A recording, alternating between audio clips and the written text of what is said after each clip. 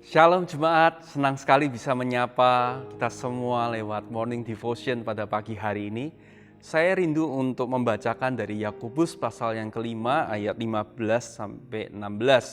Dikatakan, dan doa yang lahir dari iman akan menyelamatkan orang sakit itu dan Tuhan akan membangunkan dia. Dan jika ia telah berbuat dosa, maka dosanya itu akan diampuni. Karena itu hendaklah kamu saling mengaku dosamu dan saling mendoakan supaya kamu sembuh. Doa orang yang benar, bila dengan yakin didoakan, besar kuasanya.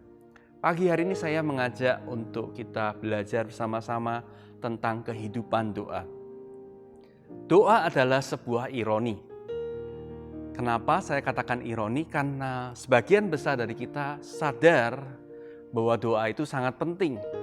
Doa itu punya kuasa yang besar, doa itu punya manfaat yang luar biasa.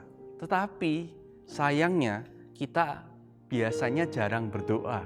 Bahkan dalam tanda kutip, banyak dari kita bahkan malas untuk berdoa. Kenapa itu?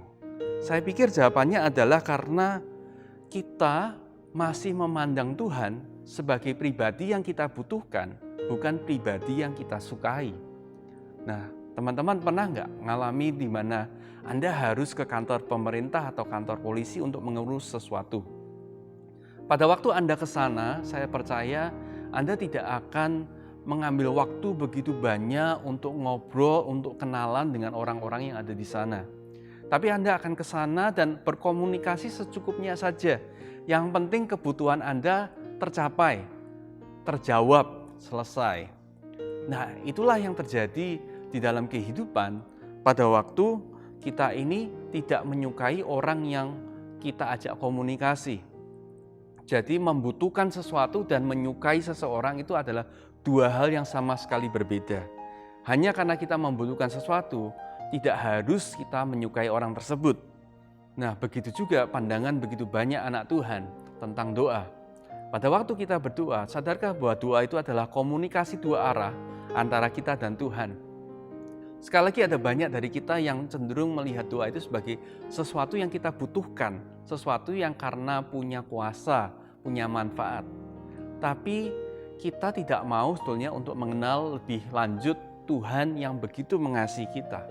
Padahal kalau kita lihat contoh dari Tuhan Yesus sendiri pada waktu dia betul-betul 100% manusia di dunia ini, dikatakan di Markus 1 ayat 35 dikatakan pagi-pagi benar, pada waktu hari masih gelap, ia bangun dan pergi keluar. Ia pergi ke tempat yang sunyi dan berdoa di sana. Dikatakan pagi-pagi benar. Jadi itu merupakan hal yang pertama yang paling natural yang dia lakukan. Saya percaya berarti kalau dia lakukan itu setiap hari, Tuhan Yesus berdoa bukan karena dia membutuhkan sesuatu dari Bapa di surga, tetapi dia berdoa karena dia suka. Dia suka untuk menjalin komunikasi dengan Bapa di surga. Artinya dia memberikan contoh bahwa seharusnya doa itu adalah sebuah kesukaan, sebuah sukacita, bukan karena kita harus melakukan itu. Nah, pertanyaannya sekarang kenapa banyak dari kita ini kurang suka untuk membangun hubungan dengan Tuhan?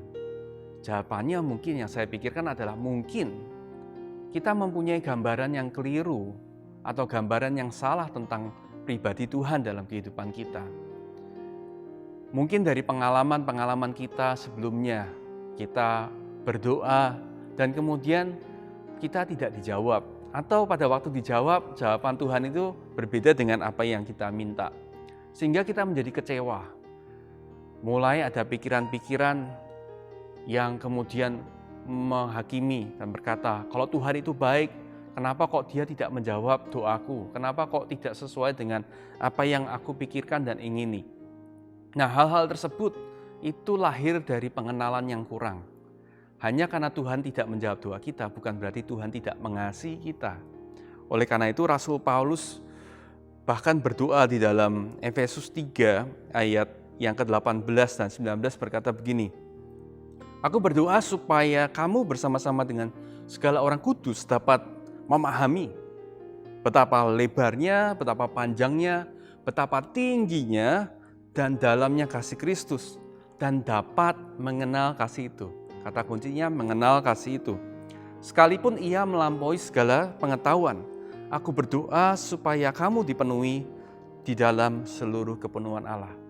Jadi untuk kita menyadari bahwa Tuhan mengasihi kita, itu sangat-sangat fundamental di dalam iman kekristenan kita. Begitu kita dalam hati kita mulai ragu bahwa Tuhan itu tidak benar-benar mengasihi kita, yang mungkin dibuktikan oleh pengalaman kita tidak sesuai dengan harapan kita, tidak menjawab doa kita, harapannya tidak sesuai dengan apa yang kita pikirkan, kita menjadi kecewa dan kita mulai tidak menyukai Tuhan. Nah, saya berdoa supaya pagi hari ini kita boleh mempunyai pengertian yang baru. Sekali lagi kita harus belajar untuk menyukai Tuhan, belajar membangun hubungan dengan Tuhan. Bagaimana caranya kita semakin membangun hubungan, mengenali dan menyukai pribadi Tuhan? Tidak ada cara lain, kita harus merenungkan firman-Nya, membaca buku yang namanya Alkitab dan merenungkannya. Saya percaya tanpa kita mengenali pribadi Tuhan, mustahil kita akan bisa betul-betul mempunyai kesukaan untuk berdoa. Nah, mungkin teman-teman yang mendengarkan, Anda bertanya, saudara-saudara bertanya, Pak, kalau gitu lebih penting mana, berdoa atau membaca merenungkan firman?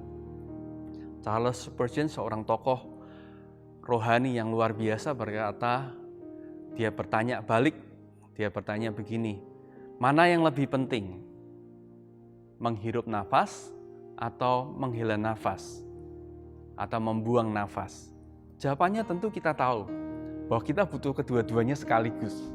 Oleh karena itu saya percaya kita butuh merenungkan firman Tuhan dan hubungan kita di dalam doa pada saat yang bersamaan. Saya berdoa supaya apa yang saya bagikan pada pagi hari ini boleh paling tidak memicu kita untuk kita semakin ingin mengenal kasih Tuhan dalam kehidupan kita. Saya percaya semakin kita mengenal pribadinya, sebagaimana Tuhan Yesus, Dia semakin menyukai namanya kehidupan doa. Dan semakin kita mempunyai kehidupan doa yang kita sukai, kita juga akan memiliki kehidupan doa yang sangat powerful, yang sangat berkuasa di dalam kehidupan kita. Kiranya ini boleh memberkati kita. Tuhan Yesus memberkati kita semua. God bless you.